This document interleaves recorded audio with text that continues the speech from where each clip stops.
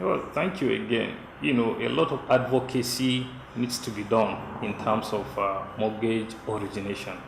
We are signatory to an international labor law which requires or which states that no employee should be given a mortgage which repayment exceed one third of his earning. And as you know, the take-home pay of most Nigerians are way below the required level. We are still the number of houses that are vacant, with the 17 million housing deficit. The 17 million housing deficit, by the way, are off-takers who are really in need of those houses. We're not even talking of people who are, because, like I said, in defining the challenge in the mortgage industry, you know how to equally distinguish between who are shelter seekers and home seekers. The shelter seekers should be the focus. Shelter seekers are people who are just looking for roof over their head, while home seekers are people who are already comfortable and requires luxury life. Somebody as minute as color of a house could just tell you, I'm not interested. But a shelter seeker, now once he can have roof over his head, you see, government has indeed done a lot by rolling out scheme. For example, the National Housing Fund, which has been there since 1992, up until this moment, it is the only sustainable long-term source of mortgage.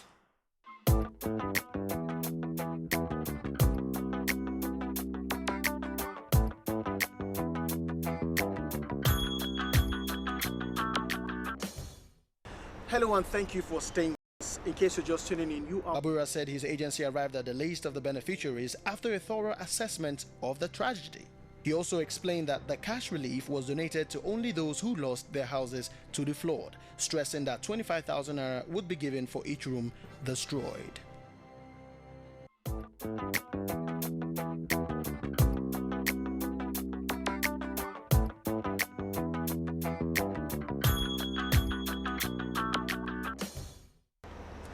welcome back. That was the property news. Now it's time for our weekly tips, and in today's episode we are looking at how to survive a domestic accident.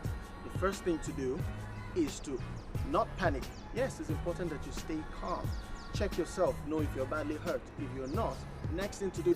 For further inquiries, please call us 080-3333-2542 or 080-6641-7900 or 070-3850-3112. Or you can send us an email at propertyandstyle@gmail.com or visit our website at www.ntaproperties.com.ng. Property and Style, the future is now.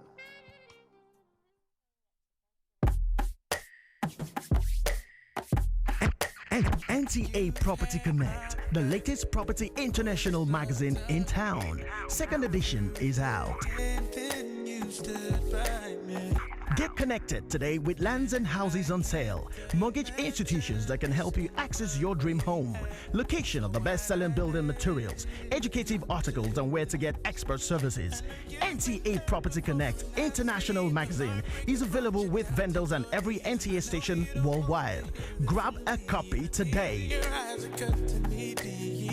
To advertise your properties, conferences, exhibitions, or sponsorship, call us on 080-6054-9808. NTA Property Connect, the magazine that keeps you connected.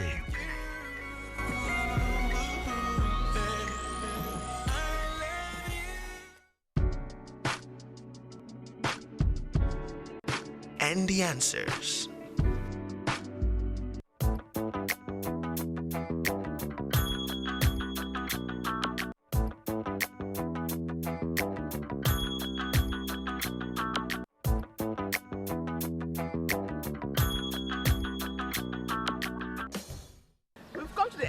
Today's program. It's our prayer that the mortgage system in Nigeria actually picks up, because I'm very sure that without the mortgage system, a lot of us cannot own homes. I cannot own a home, and I'm sure even Franklin Obioko cannot own a home without mortgage. But we come your way next week. Goodbye and God bless you.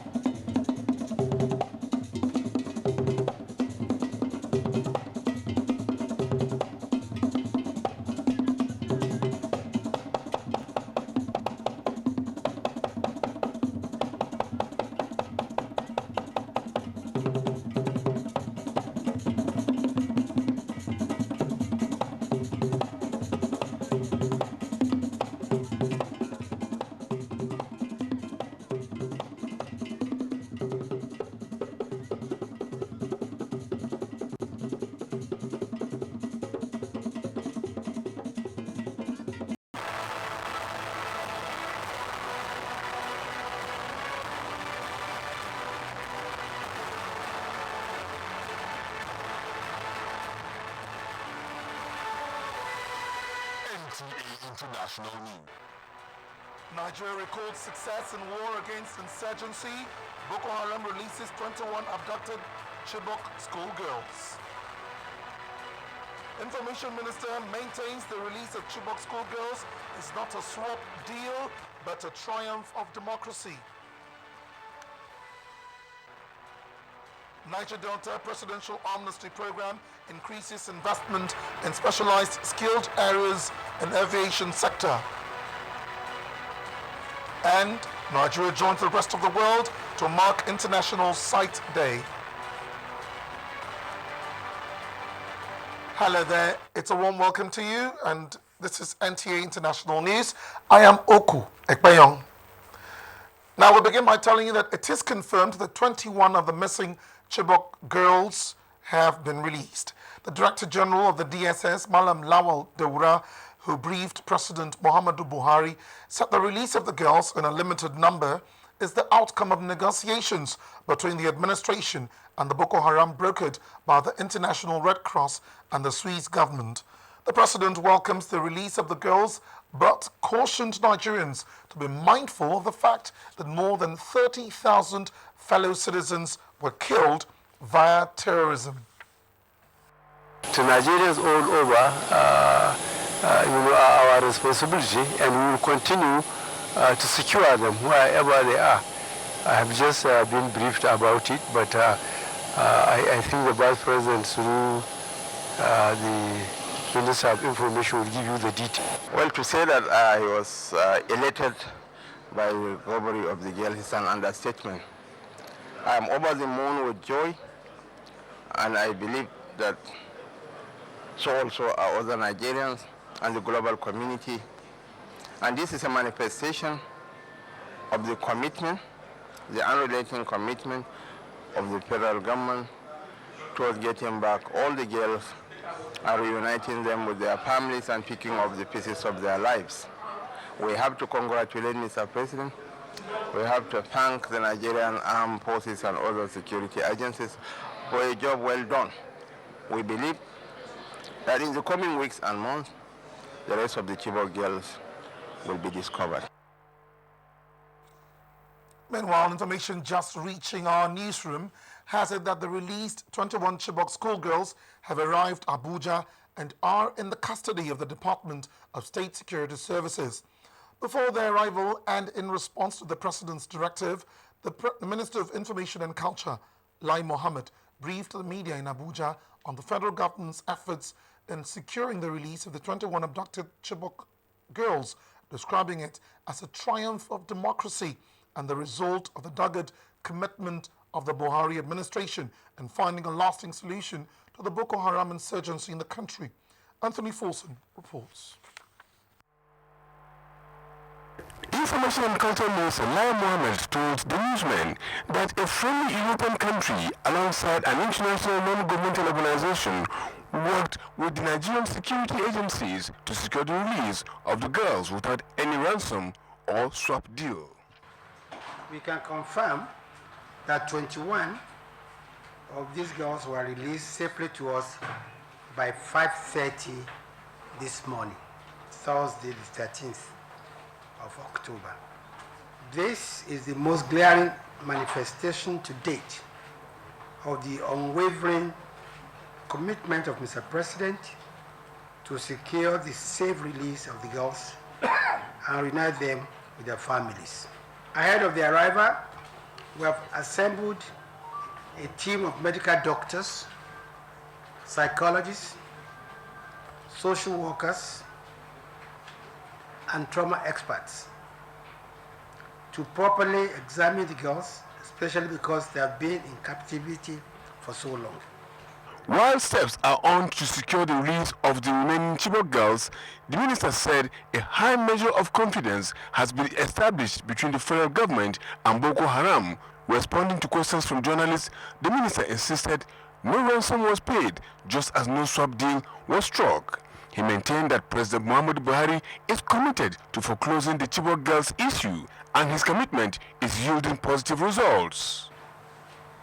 As soon as necessary confidence was built on both sides, the parties agreed on the date and the location of the release of 21 girls. Please note that this is not a swap.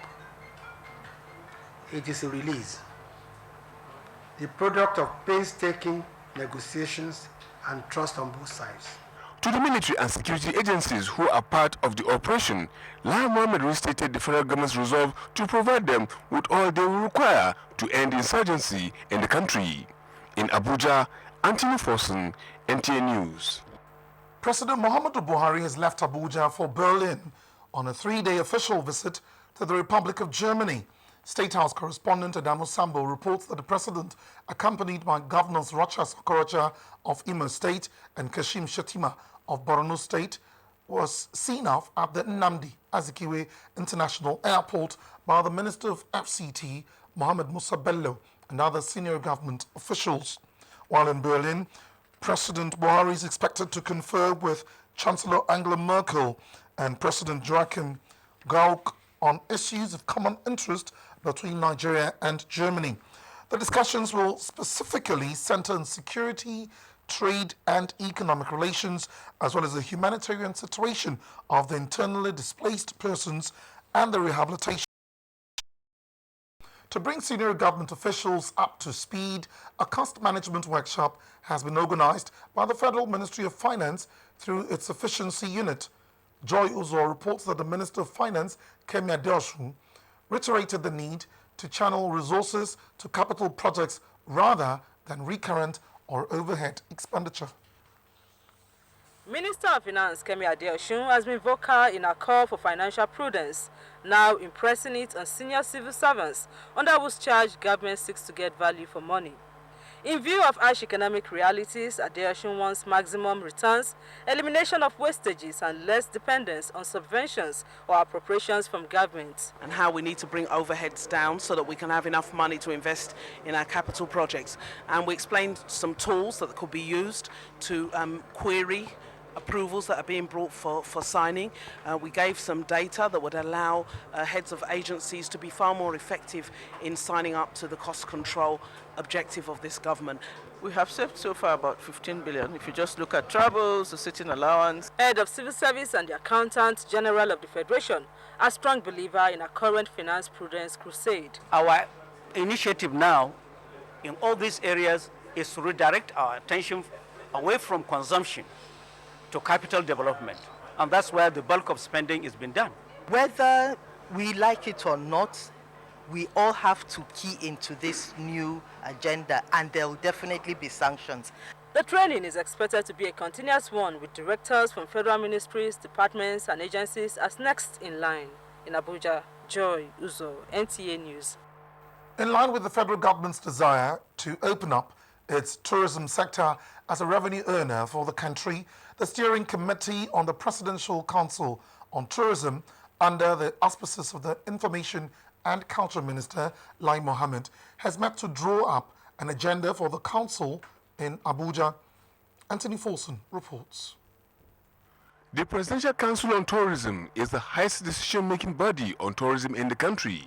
It was established by the President Olusegun Obasanjo's administration with the mandate to speed up tourism infrastructural development in the country, as well as conduct and harmonize tourism issues in a systemic manner, among other issues. Addressing the inaugural meeting of the Steering Committee in Abuja, Information and Culture Minister Lai Mohammed said barriers militating against tourism development must be removed with a view to promoting Nigeria as a tourism destination. Placing tourism on the same pedestal with other sectors was locally made. The other guests on the program shared much the same views, if not the same attire, as to the need to encourage local production. And competitiveness here, we are talking about competitiveness in pricing and competitiveness in quality. This is made in Nigeria, so I wear made in Nigeria. The fabric may not be made here, but as my colleague rightly stated, it's about value addition. But again, what we're saying is that made in Nigeria is the ultimate thing, made Nigeria a productive nation, and we need the help of not only the local investor, we need also the help of the foreign investors to achieve this. Infrastructure deficit was also identified as a key ingredient missing in the local production mix. And so when we came out with our document, the Strategic Implementation Plan for the 2016 budget, which we issued in the early part of the year. There is no way we can continue to talk about patronizing foreign-made cars. We have decided that we are going to buy Peugeot automobile for our members, for our constituency jobs. All the speakers on the program said with all hands on deck, expectations are that efforts to encourage patronage of made in Nigerian products will soon meet with success. In Abuja, Ahmed Ambali, NTA News.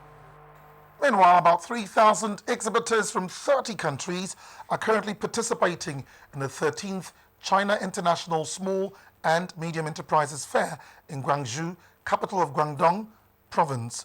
The SME Fair, which helps growing businesses in different countries to expand trade, learn innovation and facilities business matchmaking, opened on the 10th of October at the Guangzhou Poly World Trade Center.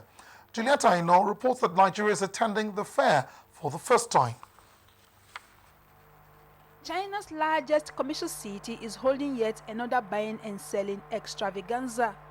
The China International SME Fair (CISMEF) is the largest exhibition in China for small and medium enterprises to display specialties from different parts of the world. They were fascinated by the material, especially because they are peculiar to Nigeria. For instance, the ashoke. Ashoke is woven in Nigeria. It's not in any other. And data from the Statistics Office of Namibia indicates that the country's inflation was slightly up to 6.9% year-on-year in September from 6.8% in August, while last month's 0.2% rise on month-on-month basis remained unchanged. Away from Africa, reports from the global market revealed that the British pound sterling has lost 18% of its value since Brexit. The CEO of British Retail Consortium, Helen Dickinson, says retailers are firmly on the side of consumers in negotiating with suppliers and improving efficiencies in the supply chain to control the inflationary pressure that is building through the devaluation of the currency. And that's the size of our package. Thanks for your time. I'm Chukwu Nonso Nwabueze. Many thanks, Chukwu Nonso. Now you're watching the news on NTA International, reaching you from Abuja, Nigeria's capital. Stay tuned for more reports after the break.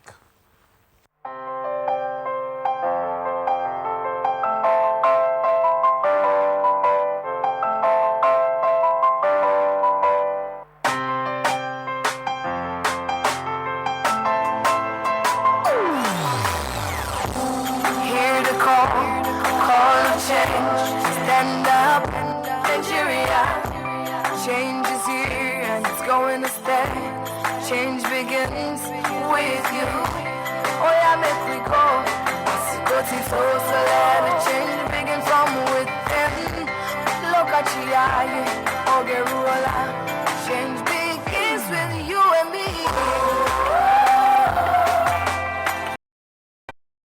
Groups key into the Institute's ability to groom professionals in key aviation skilled areas.